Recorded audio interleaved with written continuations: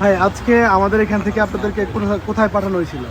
আমাদের পাঠানো হয়েছিল ফেনী জেলার ফুলগাজী উপজেলা দরবারপুর ইউনিয়নের জগৎপুর গ্রামে দক্ষিণ পাশে।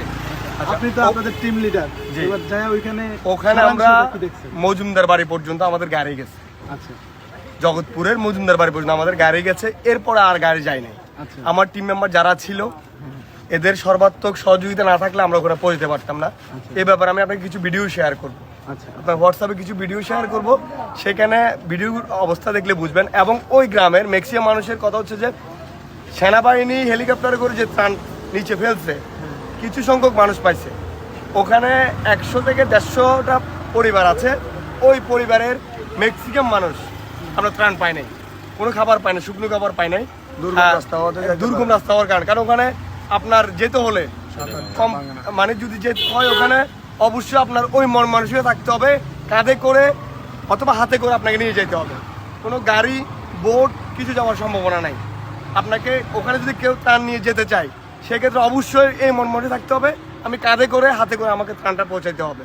এবং ওখানে ত্রাণ পৌঁছানো গত 4 দিনে বন্যার যে ভয়াবহ পরিস্থিতি ওইখানে ছিল, আমরা তো দুবার গিয়ে ওখানে যেতে পারিনি। গতকালকে রাতেও যেতে পারি নাই, আজকে সকালে অনেকবার ট্রাই করার পরে তৃতীয়বারের সময় আমরা সাকসেস হয়েছি।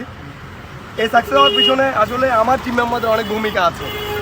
তো সেই ক্ষেত্রে এখন যারা এখন ফেনীতে ত্রাণ নিয়ে আসবে অবশ্যই কি নাম জগৎপুর ইউনিয়ন জগৎপুর গ্রামে ত্রাণ নিয়ে যাওয়ার জন্য চেষ্টা করবে।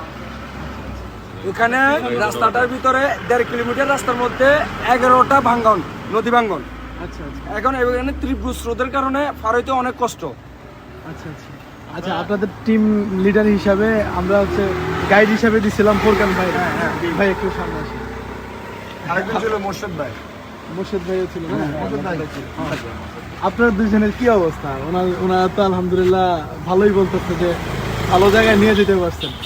হ্যাঁ, আমরা সর্বোচ্চ চেষ্টা করি যে টিমটাই আমাদের মাধ্যমে আসতেছে, আমরা ফেনীতে যেখানে ত্রাণ পৌঁছায়নি, যেখানে সহায়তা পৌঁছায়নি ওখানে যাওয়ার জন্য।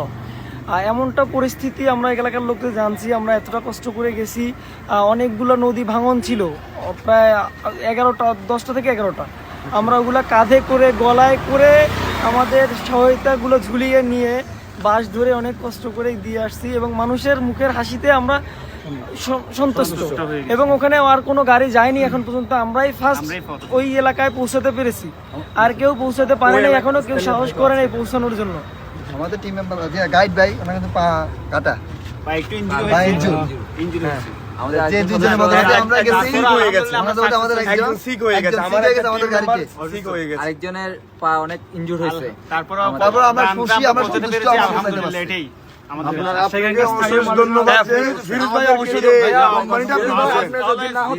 আমাদের এই গ্রামে কোনোভাবে পসিবল হতো না তার নিয়ে যাওয়ার। আপনাকে অসংখ্য ধন্যবাদ। আমাদের গ্রামবাসী থেকে আন্তরিক ভালোবাসা, যারা আসবেন তারা আপনার অবদান আমরা কোনোদিন ভুলবো না ভাইয়া।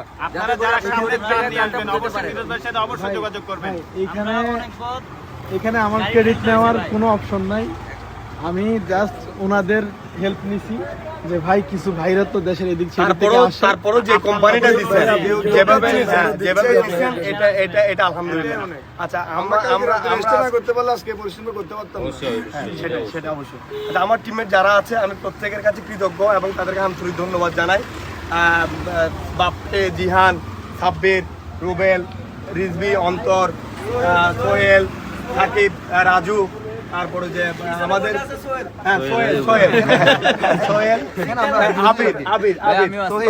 তহিদ, তারপর যে ফেনীর স্থানীয় যে 2 ভাই ফোরকান ভাই এবং মোর্শেদ ভাই, অসংখ্য ধন্যবাদ। জগৎপুর ইউনিয়নের স্থানীয় লোক যেখানে আমরা আজকে ত্রাণ পৌঁছেছি, ওনার সাহায্যে আমরা কিন্তু আজকে ওখানে ত্রাণটা আরো করে পৌঁছতে পারছি। ধন্যবাদ সবাই, আসসালামু আলাইকুম।